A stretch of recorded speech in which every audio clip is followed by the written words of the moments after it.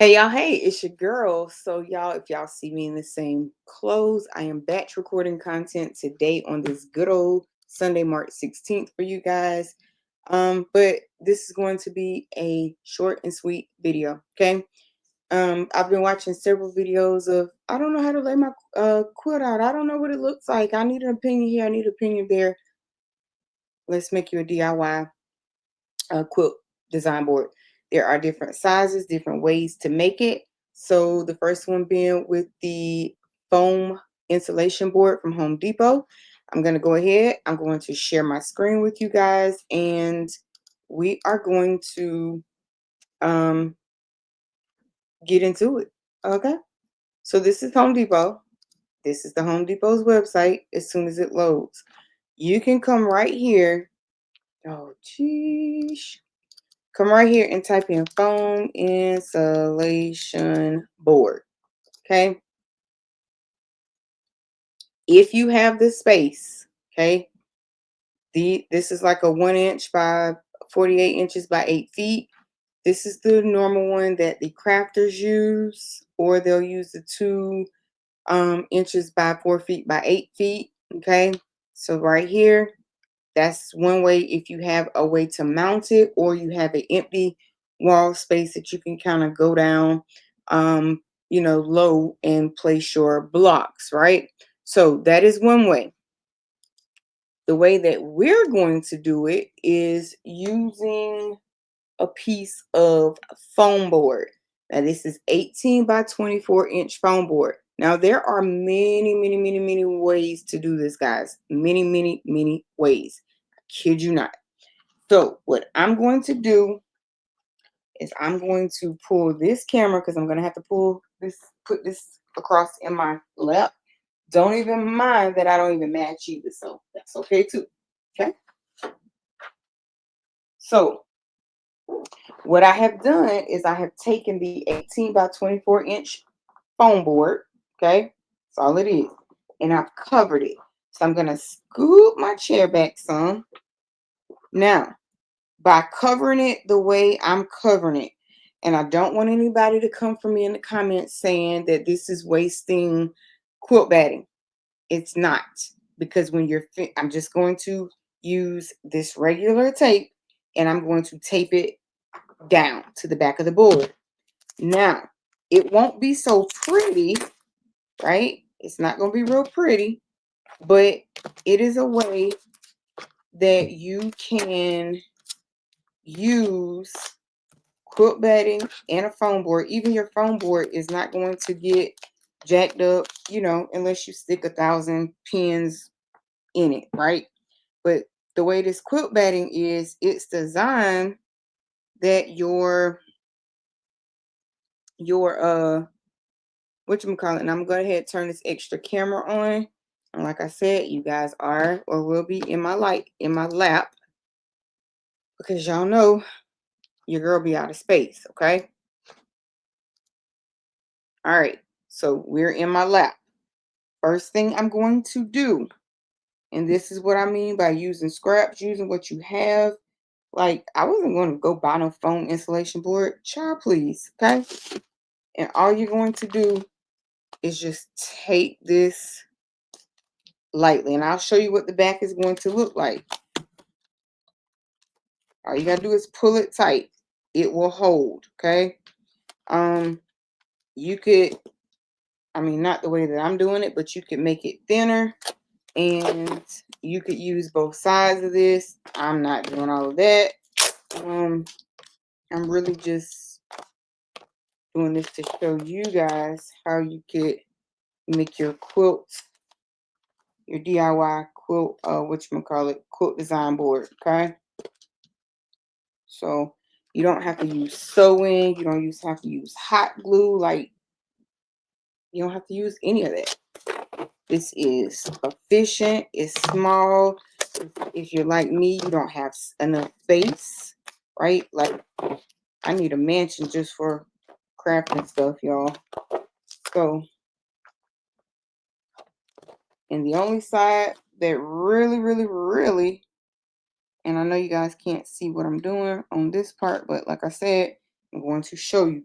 all I'm doing is taping. That's it.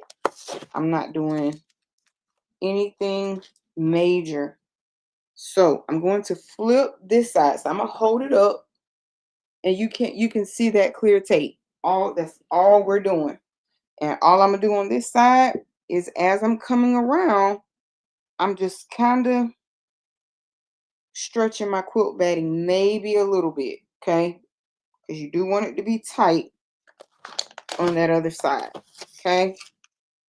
And I'm going to show you guys what it looks like on the other side.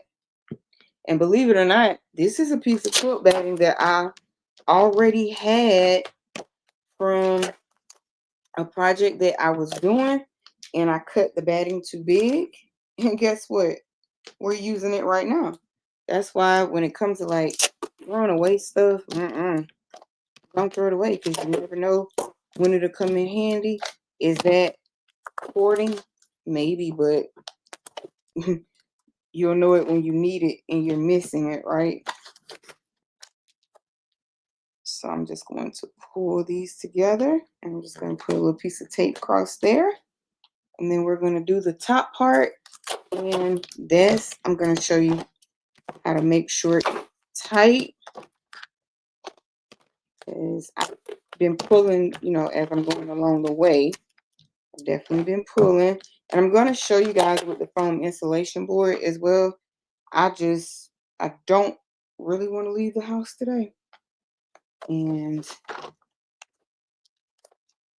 I'm trying not to leave the house today. Okay.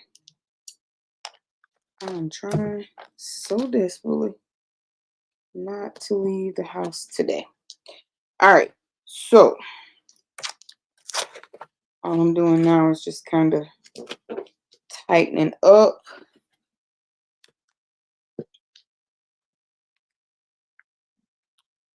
Now you can pull this one like so. And all I'm going to do is run more tape across it. Okay. So this is the back of what our design board looks like, right? Okay. This is our front. Now, if that's not tight enough for you, lift up your tape and just start moving it around. That's all you have to do to tighten it up. Okay. So now you have your quilt design board. Now what I'm going to do is I'm going to grab a couple of pieces of squares, and I'm going to show you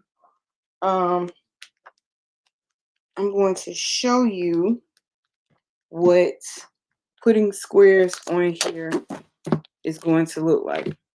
And yes, you may use a lot of tape, but you're saving that quilt bag.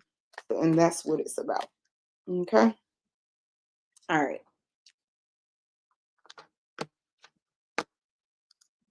Okay. So say these squares here are what I'm trying to design out. I could lay these, and as you can see, there's no tape, there's no nothing right here. It's going to stick for you. Okay. It's going to stick. It's quilt batting, right? And I don't know, maybe, we want this here, just so forth, right? Just pick out what you're going to do, where you want it at, move it around, see how it looks, so forth and so forth, right? If you even wanted to, like I said. So this is an easy DIY quilt design board, right? Now, if you're making a huge quilt, of course you want to